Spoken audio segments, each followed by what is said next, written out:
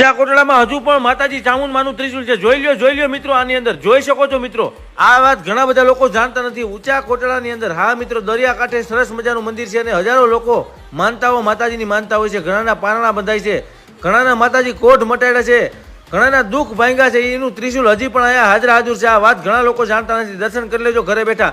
અને આ મંદિરની અંદર ઇતિહાસ શું છે, આવો બધો ઇતિહાસ, આખો ઇતિહાસ તમને આ વિડીયોની અંદર કહીશ કે ચામુંડામાંનો ઇતિહાસ શું છે।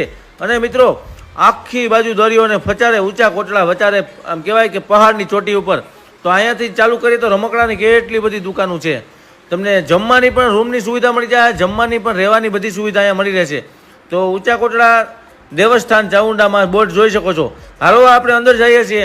અંદર ગયા પહેલાં મસ્ત વાત કરતો મિત્રો, આ એ જ ચોટીલાવાળી ચામુંડામાં છે, જે ચોટીલા બિરાજમાન છે એ પણ એ જ ચામુંડામાં છે। એ જ ચામુંડામાં ઊંચા કોટડામાં જ્યાં માતા કાયદેસર બેહણા છે। કહેવાય છે કાળા કળિયુગમાં હજુ પણ